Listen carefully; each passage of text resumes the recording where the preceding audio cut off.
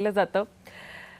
देशात जिथं कुठं आपत्ती निर्माण होते तिथं ते त्या राज्यातल्या मंत्र्याच्या आधी, तिकडच्या आमदाराच्या आधी सर्वाधिक आधी तिथं पोहोचून मदत कार्य करतात म्हणून त्यांची ख्याती आहे.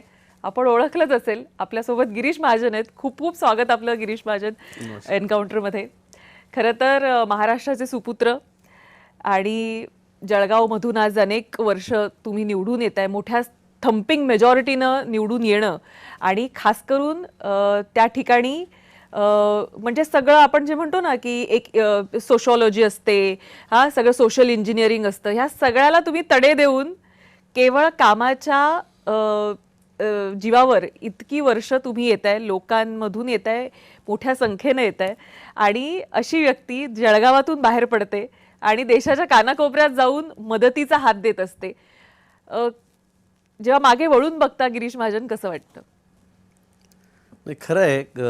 मी जवळपास 40 वर्ष झाले. म्हणजे मी 90-91मध्ये सरपंच झालो जामनेरला. सगळ्यात मोठी ग्रामपंचायत आमची होती. त्यानंतर 94-95ला मला प्रमोदजींनी मुंडेसाहेबांनी मला तिकीट दिलं विधानसभेचं. मी नाही म्हणत असताना दिलं खरं म्हणजे त्यावेळेला. आणि सतत मग 7 वेळा आणि एकदा सरपंच 8 वेळा मी सतत कंटिन्यू त्या ठिकाणी निवडून आलो. आज सिनियर आमदार म्हणून माझी भाजपमध्ये ओळख आहे. माझी बायको 8 वेळा निवडून आलेली आहे. ती पण 4 वेळा नगराध्यक्ष आहे, 4 वेळा जिल्हा परिषद सदस्य आहे. आणि खरा हा प्रवास म्हणजे एका शाळा शिक्षकाचा मुलगा मी, एका छोट्याशा म्हणजे शेतकऱ्याचा मुलगा आणि 7-7, 8-8 वेळा निवडून येतो. पण हे करत असताना मला समाधान आहे की मी जी कामं केलीत, ज्या पद्धतीने सगळ्यात जास्त मी आरोग्याचं काम, हे माझं त्याच्यामध्ये एक मोठं डिवोशन होतं आणि खूप मोठ्या प्रमाणात मी ते केलं.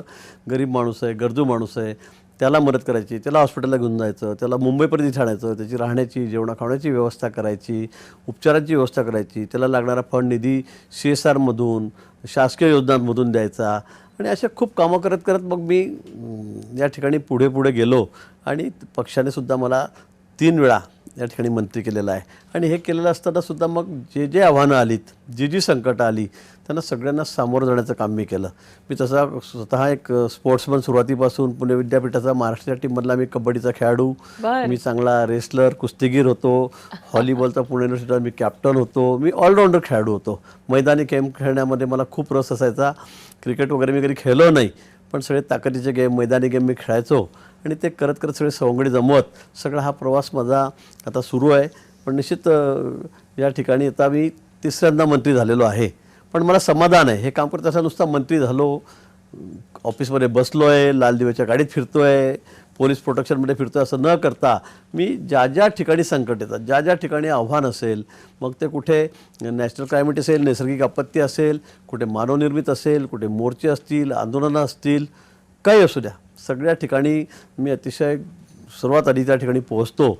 आणि जी जी काय मदत माझ्यापर्यंत करता येईल, मग कुठली संकटाची काळजी न करता कुठलंही आव्हान स्वीकारून ते मी या ठिकाणी करत असतो. आणि याचं समाधान मला खूप आहे. मला खूप समाधान या कामामुळे त्या ठिकाणी मिळतं. आणि म्हणून माझ्यावर जी जबाबदारी आज आहे, जी स्वीकारलेली आहे, त्याला पुरेपूर मी त्याला माप देण्याचं काम किंवा त्याला आपण म्हणू ते स्वीकारलेली जबाबदारी परिपूर्णपणे पार करण्याचं काम मी या ठिकाणी करतो आहे. पण